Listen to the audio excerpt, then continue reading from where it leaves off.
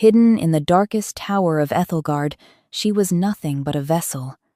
King Garrick demanded an heir, forcing her into a secret, loveless submission. But when their forbidden child finally shifted, the boy didn't howl at the moon. He whispered the king's deadliest, blood-soaked secret directly to the shadows. The North Tower of Oakhaven Castle was a place of forgotten things. It was where broken furniture was stored, where tapestries too moth-eaten to display were banished, and for the last 4 years, it was where Genevieve was kept. Genevieve traced the intricate frost-bitten patterns creeping along the iron bars of her high window, looking down at the sprawling courtyard of the werewolf kingdom of Ethelgard. Below her, life continued. She could hear the clashing of training swords, the distant barking of hounds, and the heavy rhythmic marching of King Garrick's elite guard. She was an Omega, the lowest-ranking wolf in the hierarchy, but she had not always been a prisoner. Once, she had been the cherished daughter of Alpha Thomas of the Silverfall Pack, until King Garrick decimated her people, burned her village to ash, and dragged her back to his impregnable fortress as the spoils of war. He had not spared her out of mercy. Garrick, the ruthless Alpha King of Ethelgard, was a man carved from ice and violence. He was strikingly handsome, with hair as dark as a raven's wing and eyes the color of a stormy sea, but his soul was a desolate wasteland. He had spared Genevieve for one single pragmatic reason. His high-born mate, Lady Beatrice of House Dunsford, was barren. The kingdom demanded an heir. The restless lords of the council, particularly Lord Reginald, Beatrice's powerful uncle, were whispering of weakness. An alpha king without a bloodline was a king waiting to be overthrown, and so Garrick devised a cruel, secret solution. He would use the conquered Silverfall Omega as a breeding vessel. Genevieve still remembered the night he first came to the North Tower. He wore no crown, only a loose linen shirt and leather breeches, smelling heavily of pine, rain, and the metallic tang of blood. He had not offered her comfort, nor had he tried to disguise the transactional nature of his visit. "You will give me a son," Garrick had commanded, his voice a low, terrifying rumble that vibrated against the cold stone walls. "You will be given fine food, warm fires, and protection. But make no mistake, Omega. You are here to serve a purpose. Once the child is born and weaned, he will be given to Queen Beatrice to raise as her own. You will remain here, a ghost, until I have no further use for you." He had stripped her of her dignity, her freedom, and her choices. For months he visited the tower in the dead of night, slipping past the guards under the cover of darkness. He was mechanically efficient, offering no kisses, no gentle touches, only the heavy, suffocating weight of his dominance. Genevieve learned to retreat into her own mind during those hours, staring at the flickering shadows on the ceiling, praying to the moon goddess for deliverance. When the nausea finally came, and the undeniable swell of her stomach proved that the moon goddess had a cruel sense of humor, Garrick's visits stopped entirely. He replaced his presence with a barrage of castle healers, led by the tight-lipped Maester Harold. Genevieve was fed rich meats and exotic fruits, draped in fine velvets, and kept entirely isolated from the rest of the world. Her only companion was Martha, an elderly maid whose tongue had been cut out years ago for eavesdropping, ensuring she could never speak of the pregnant Omega hidden in the king's rafters. The birth was a grueling, agonizing affair that stretched over 2 days. When the child finally breached the world with a piercing, robust cry, Genevieve felt a sudden, overwhelming surge of primal protective instinct. She reached out, her fingers trembling, grasping for the tiny, blood-slicked bundle. It was a boy. Maester Harold wrapped the infant in a rich emerald cloth bearing the royal crest, but before he could take the child away, Garrick stepped out from the shadows of the room. He walked toward the bed, looking down at the exhausted, weeping Genevieve, and then at the son he had desperately engineered. "Rowan," Genevieve whispered, her voice cracked and dry, desperately trying to claim some part of her son before he was stolen. "His name is Rowan." Garrick stared at the boy. For a fleeting second, Genevieve thought she saw a flicker of something in the king's cold eyes, fear, perhaps, or regret. But the mask slammed back into place instantly. "He is strong," Garrick noted coldly, ignoring her plea. He did not touch the boy. "You have done your duty, Genevieve. Nurse him. When he is 4 winters old and his wolf begins to awaken, he will be taken to the queen. Do not make the mistake of loving him. He belongs to Ethelgard, not to you." For the next 4 years, Genevieve defied the king in the only way she could. She poured every ounce of her broken heart into her son. Rowan was a quiet, observant child. He had his father's dark hair, but Genevieve's soft, expressive features. As they lived in the confined space of the tower, Genevieve taught him the songs of her fallen pack, whispering the histories of the Silverfall wolves when Martha was not looking. She tried to give him a soul, knowing that once he was handed over to Garrick and Beatrice, they would try to forge him into a weapon. But as Rowan grew, Genevieve began to notice things, unsettling things. The child was far too quiet for a werewolf pup. He didn't play fight with the wooden toys she carved for him. He didn't growl or bare his developing teeth. Instead, he would sit for hours in the darkest corners of the stone room, his small hands grasping at the empty air, whispering to things she could not see. And then there was the scent. A purebred werewolf pup should smell of milk, earth, and the distinct pheromones of his parents. But sometimes, when Genevieve kissed the crown of Rowan's head, she caught a phantom scent that made her blood run cold, the smell of ozone, decaying leaves, and old, ancient magic. It was a scent strictly forbidden in the realm of wolves. Genevieve dismissed it as paranoia, the result of her long isolation, until the eve of Rowan's 4th birthday, the night everything fractured. The winter storms had descended upon Ethelgard, battering the North Tower with relentless sheets of freezing rain. Genevieve sat by the hearth, darning a hole in one of Rowan's woolen tunics, while the boy sat on the floor, stacking wooden blocks. Tomorrow, Garrick would come. Tomorrow, her son would be ripped from her arms and paraded before the council as Queen Beatrice's miracle child. The dread sat heavy in Genevieve's chest, a physical weight that made it hard to draw breath. Down in the main keep, the political tension was boiling over. Unbeknownst to Genevieve, Queen Beatrice had grown deeply suspicious. The queen was no fool. She knew she had not carried a child, yet her husband had commanded her to feign a pregnancy 4 years ago, stuffing her gowns with padding, only to miraculously send her away to the country for her health, right around the time the boy was born. Garrick had brought the infant back, claiming it was theirs, but Beatrice had noticed the king's frequent, unexplained absences toward the north. Furthermore, Lord Reginald had bribed a lower-ranking guard who spoke of a beautiful, silver-haired prisoner kept under lock and key. Beatrice was furious, her pride wounded, quietly plotting to uncover the king's secret. But the greatest threat to King Garrick's reign wasn't his angry queen. It was sitting right in front of Genevieve, playing with wooden blocks. "Rowan, come by the fire," Genevieve said softly, noticing the chill seeping through the drafty floorboards. "It's too cold near the door." Rowan didn't move. He sat perfectly still, his back to her, his head tilted as if listening to a conversation only he could hear. "Rowan?" Genevieve set her sewing aside and stood up. As she approached her son, the air in the room suddenly grew dense. The flames in the hearth flickered violently, turning from a warm orange to a sickening, unnatural shade of pale green. The ambient temperature plummeted. "They are very loud tonight, Mother," Rowan whispered. His voice did not sound like a 4-year-old boy's. It sounded layered, echoing as though multiple voices were speaking through his tiny vocal cords simultaneously. Panic seized Genevieve's heart. "Who is loud, sweetheart? Who are you talking to?" Rowan slowly turned his head to look at her. Genevieve gasped, stumbling backward and knocking over her wooden chair. When a werewolf pup experiences high emotion or begins to shift, their eyes are supposed to flash a brilliant predatory gold. But the eyes staring back at Genevieve were not gold.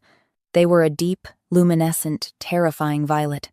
Black veins pulsed beneath the translucent skin around his temples, branching out like spider webs. This was not the mark of a wolf. This was the mark of the Umbra, the Shadow Walkers. It was a dark, parasitic magic that had been eradicated from the continent centuries ago. It was a curse born of blood sacrifices and demonic pacts, a taint that corrupted the soul and gave the wielder unnatural dominance over the minds of others. "The man in the crown," Rowan continued, his violet eyes unblinking. staring right through Genevieve. He didn't win the throne. He stole it from the sleeping man. He poured the black water into his brother's ear. The shadows saw him. The shadows remember. Genevieve clapped her hands over her mouth to stifle a scream. His brother, King Arthur. Before Garrick took the throne, his older brother, Arthur, had been the beloved, rightful alpha of Ethelgard. Arthur had died suddenly in his sleep, a tragedy blamed on a weakness of the heart. Garrick, the grieving younger brother, had reluctantly taken the crown, but Rowan's terrifying trance was revealing the horrifying truth. Garrick had not inherited the throne. He had murdered his brother using forbidden dark magic. He had tainted his own bloodline to usurp the crown. And now, that demonic genetic taint, passed down through his seed, was manifesting in his heir. Suddenly, the heavy iron door of the tower groaned and swung open. The green flames in the hearth instantly snapped back to orange. Rowan's eyes flashed from violet back to their normal, muddy brown, and he blinked, looking confused and tired as he slumped against the stone floor. King Garrick stepped into the room. He was dressed in full royal regalia, a heavy, fur-lined cloak draped over his broad shoulders, preparing for the handover ceremony the next day. But as he looked at Genevieve's pale, terrified face, and then down at the exhausted boy on the floor, his arrogant expression faltered. He sniffed the air, his jaw clenched tight. He could smell it, the ozone, the decaying magic. "What happened here?" Garrick demanded, his voice dangerously low as he shut the heavy iron door behind him, locking it. Genevieve backed against the wall, her heart hammering against her ribs like a trapped bird. She looked at the man who had destroyed her life, the man she had believed to be merely a cruel, conquering alpha. She now realized he was a monster of an entirely different breed, a fratricidal usurper steeped in dark arts. He shifted, Genevieve lied, her voice shaking. He lost his temper, and his eyes changed. Garrick closed the distance between them in 2 terrifyingly fast strides. He grabbed Genevieve by the throat, pinning her against the rough stone wall. His grip was like a steel vice, cutting off her air. "Do not lie to me, Omega," Garrick snarled, his own eyes flashing a bright defensive gold, though Genevieve now wondered if it was just an illusion masking the rot beneath. "I smell the shadows." What did he do? What did he say? Genevieve clawed at his wrist, gasping for breath. She looked down at Rowan, who was watching them with wide, innocent brown eyes, the demonic presence completely gone from his small frame. If she told Garrick what Rowan had said, the king would kill them both without hesitation to protect his secret. He would not allow a tainted, truth-telling abomination to ruin his reign, even if it was his own son. "Nothing," she choked out. He just looked at the fire and the flames changed. "Garrick, please, he is just a child." Garrick dropped her. Genevieve collapsed to the floor, coughing violently and clutching her bruised throat. The king turned his imposing figure toward his son. He drew a long, silver dagger from his belt, the metal catching the firelight. "A tainted child cannot inherit the kingdom," Garrick muttered, his face pale, a mixture of rage and terror twisting his handsome features. "If the council sees this, if Beatrice finds out the bloodline is cursed, I will be burned at the stake. The Ethelgard line must remain pure." He took a step toward the 4-year-old boy, raising the blade. Genevieve's maternal instincts exploded, overriding her fear of the alpha. She threw herself forward, tackling Garrick behind the knees just as a loud, frantic pounding echoed against the thick oak and iron of the tower door. "Open this door, Garrick!" A shrill, furious woman's voice screamed from the corridor outside. It was Queen Beatrice, and she was not alone. The heavy clanking of armored council guards accompanied her. "Open it now, or I will have the guards break it down. I know you are hiding your filthy whore in here." Garrick froze, the dagger suspended in the air. He looked at the door, then at the boy, and finally down at Genevieve, who was staring up at him with a sudden, vicious realization. He was trapped, and for the first time in 4 years the Omega held the king's life in the palm of her hand. The heavy iron and oak door groaned under the sudden, violent impact of a battering ram. Outside, Queen Beatrice's voice cracked like a whip over the howling winter wind, commanding the guards to strike again. King Garrick stood frozen in the center of the nursery, the silver dagger trembling in his grip. The meticulously constructed lie he had lived for 4 years was splintering as rapidly as the wood separating him from his furious wife. With a final deafening crash, the door hinges tore loose from the ancient stone. The heavy timber fell inward, sending a cloud of dust and frost into the room. Queen Beatrice stepped over the threshold, her emerald velvet riding habit dusted with snow, her face contorted into a mask of pure, unadulterated, aristocratic rage. Behind her stood her uncle, Lord Reginald, along with Captain Alistair and a dozen elite guards of the Royal Ethelgard Vanguard. Beatrice's piercing green eyes swept the room. They bypassed her husband entirely, locking immediately onto Genevieve, who was crouched defensively on the floor, her arms wrapped tightly around the small, trembling body of 4-year-old Rowan. So, the rumors whispered by the kitchen maids were true, Beatrice hissed, her voice dripping with venom. She stepped closer, her gaze dragging over Genevieve's ragged silver hair and pale, terrified face. An Omega, a filthy, conquered mongrel from the Silverfall ruins. You hid her in my own castle, Garrick.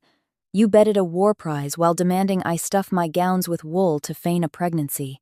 Beatrice, you must leave this room immediately, Garrick commanded, trying to inject his voice with the compelling alpha timbre, though it wavered. He hurriedly sheathed the dagger, stepping between his wife and the boy. This is a matter of state security. The child is a weapon I forged for Ethelgard. A weapon? Lord Reginald stepped forward, his hand resting on the pommel of his broadsword. The old lord's eyes narrowed suspiciously as he looked at the boy. The kingdom was promised a royal heir, your grace, not a bastard born of a captive slave. The council will not stand for this deception. We demanded the pure bloodline of House Dunsford and the Alpha King. The bloodline is already poisoned, a voice echoed through the stone chamber. Everyone froze. The voice did not belong to a grown man, nor did it belong to a normal child. It was the same layered, echoing, demonic whisper that had terrified Genevieve moments ago. Genevieve looked down in horror. Rowan had wriggled out of her protective embrace. He stood up on his small bare feet, walking directly toward the heavily armored guards. His eyes were no longer brown. They were burning with that same luminescent, terrifying violet light, and the black veins had returned, pulsing violently against his pale temples. The ambient temperature in the room plummeted so fast that the guard's breath plumed into thick white clouds. "What in the name of the moon goddess is that?" Captain Alistair gasped, drawing his sword instinctively as the scent of ozone and decaying flesh flooded the tower. "Kill it!" Beatrice shrieked, stumbling backward into her uncle. "Garrick, kill that abomination!" Rowan did not flinch at the drawn steel. He raised a tiny finger, pointing directly at the king. "The usurper reeks of the black water," the boy chanted, the umbra magic seizing complete control of his vocal cords. He crept into King Arthur's chambers. He poured the shadow venom over his brother's lips. The true Alpha choked on his own blood while the false king stole his ring. The shadows saw. The shadows remember the fratricide. Silence, thicker than the stone walls, descended upon the room. The accusation hung in the freezing air, paralyzing the royal guards. King Arthur's death had been universally mourned as a tragic failing of the heart. To hear a child radiating forbidden dark magic confess to his murder was incomprehensible. Lord Reginald turned slowly to look at Garrick. "Is this true?" the old lord demanded, his voice dangerously quiet. "Did you murder your own brother with the dark arts, Garrick?" Garrick realized the terrifying truth. There was no talking his way out of this. His secret was exposed, broadcasted to the most powerful lord in his council and the captain of his guard. His golden alpha eyes shifted, but they did not stop at gold. The disguise he had maintained for years melted away, revealing eyes of solid, impenetrable black. Shadows began to seep from his fingertips, curling like smoke around his wrists. Arthur was weak. Garrick snarled, his handsome face twisting into a demonic sneer. He wanted peace. He wanted to negotiate with the lesser packs. "I took the throne to make Ethelgard strong." With a roar that sounded more like a monstrous beast than a wolf, Garrick lunged, but he did not shift into a werewolf. Instead, a massive, writhing tendril of solid shadow exploded from his chest, striking Lord Reginald with the force of a battering ram. The old lord was thrown across the room, his armor crumpling as he slammed into the stone wall with a sickening crunch. "Treason!" Captain Alistair shouted, rallying the stunned guards. "Protect the queen! Take down the usurper!" Chaos erupted in the cramped quarters of the North Tower. Steel clashed against magical darkness. Garrick moved with unnatural speed, using the umbra shadows to deflect swords and hurl grown men through the air. Blood sprayed across the frozen floorboards. In the sheer panic of the melee, Beatrice tried to flee toward the stairs, but a whip of shadow wrapped around her ankle, dragging her screaming to the floor. Genevieve knew this was her only chance. The king was distracted by the slaughter. She lunged forward, grabbing Rowan, whose eyes had returned to normal the moment the violence started. The child was crying now, terrified by the blood and the screaming. "Hold on to me, Rowan," Genevieve whispered fiercely, hoisting the heavy 4-year-old onto her hip. She didn't run toward the main door where the guards were being torn apart. She ran to the heavy iron grate covering the secondary fireplace, a servant's ash chute she had secretly been chipping away at with a stolen dining knife for 2 years. She kicked the loosened grate with all her might. It gave way, tumbling into the dark, soot-filled shaft. Genevieve threw herself into the narrow, suffocating darkness of the chute, clutching her son tightly to her chest. They slid down the steep stone incline, surrounded by blinding ash and the distant, horrifying sounds of King Garrick tearing his own royal guard to pieces. They were free of the tower, but the nightmare had only just begun. The descent through the castle walls felt like an eternity, depositing Genevieve and Rowan into the freezing, snow-covered crypts beneath Ethelgard. Coughing up ash and shivering violently in her thin linen dress, Genevieve did not stop. She wrapped Rowan in a discarded burial shroud to keep him warm and forced her way out of the crypts, fleeing into the howling blizzard of the treacherous Blackwood forest. For 2 days and 2 nights they ran. Genevieve's bare feet blistered and bled against the jagged ice. They survived by eating frozen berries and melting snow in their mouths. Genevieve could feel her body failing. The oppressive, cold dominion of Ethelgard had starved her inner wolf for years, leaving her weak and entirely human. On the 3rd evening, as the moon rose high and full over the canopy, Genevieve collapsed. Her vision blurred, her limbs entirely numb. Rowan sat beside her, stroking her frozen cheek with his small, warm hand. "I'm sorry, my sweet boy," Genevieve breathed out, the frost settling on her eyelashes. "Mother is so tired." Suddenly, the snow around them crunched under the weight of heavy, booted footsteps. A massive figure stepped out of the tree line. It was a man wrapped in thick furs, holding a glowing lantern. Behind him stood a dozen massive werewolves, their eyes glowing a familiar, warm amber. The man knelt beside Genevieve, brushing the snow from her face. "By the goddess," he murmured. "It is her, Thomas's daughter." Genevieve blinked, her mind sluggish. "Who are you?" "My name is Lord Jonathan Sterling," the man said gently, lifting her effortlessly into his arms. "I was a friend to King Arthur, and a blood brother to your father, Alpha Thomas. We have been hunting the usurper Garrick for years, waiting in the shadows. You are safe now, little wolf." Genevieve and Rowan were taken to a hidden encampment deep within the northern caves, a sanctuary for the exiled survivors of the Silverfall Pack and the loyalists of the true King Arthur. Over the next month, Genevieve was nursed back to health. She learned that Garrick had massacred everyone in the North Tower, blaming the slaughter on a rebel uprising. He had crowned himself absolute dictator of Ethelgard, relying entirely on his dark umbra magic to subjugate the terrified populace. But the most shocking revelation came from Maester William, an ancient healer hiding within the resistance camp. He examined Rowan, who had remained quiet and fearful since their escape. "The boy is infected with his father's demonic taint," Maester William explained grimly to Genevieve and Lord Sterling around the fire one evening. "However, the magic is dormant now. It is fighting a war inside his blood." "A war against what?" Genevieve asked, her protective instincts flaring. "Against you, Genevieve," the maester said, looking at her with profound awe. "You were told you were an Omega. You believed it because your wolf never manifested. But your father, Alpha Thomas, knew Garrick was slaughtering dominant wolves. Before your village fell, Thomas used a powerful blood rite to seal your inner wolf, hiding your true nature to save your life.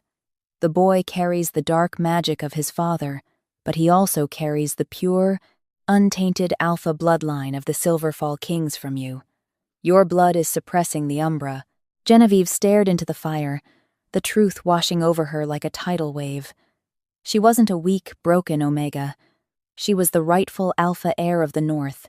All these years, the lethargy, the submission, it was a magical cage, put there by a desperate father trying to save his daughter. "How do I break the seal?" Genevieve asked, her voice steady, hard, and commanding. Lord Sterling looked up, surprised by the sudden, authoritative shift in her tone. "Only an act of supreme life-or-death dominance can shatter it," William replied. The opportunity came sooner than they expected. Garrick's dark magic had tracked the lingering scent of his son. 3 days later, a legion of shadowy hounds and armored mercenaries descended upon the rebel caves. The resistance fought bravely, but Garrick's dark arts were overwhelming. Genevieve stood at the mouth of the cave, pushing Rowan behind her as King Garrick himself strode through the bloody snow. He looked demonic, his skin pale and stretched, his eyes pitch black, entirely consumed by the umbra he wielded. "Did you think you could hide my property from me, whore?" Garrick sneered, raising a hand.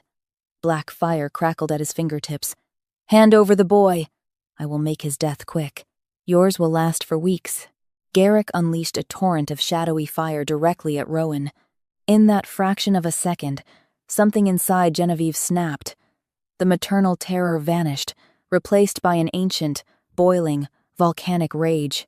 The mental chains her father had placed upon her soul shattered. Genevieve let out a roar that shook the snow from the mountain peaks. She didn't cower. She threw herself into the path of the dark fire. As the flames struck her, she didn't burn. Instead, a blinding, radiant silver light erupted from her body. The sound of cracking bones echoed through the valley as Genevieve shifted for the first time. She did not transform into a normal wolf.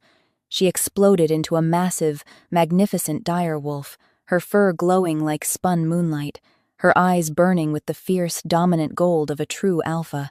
Garrick stumbled back in terror.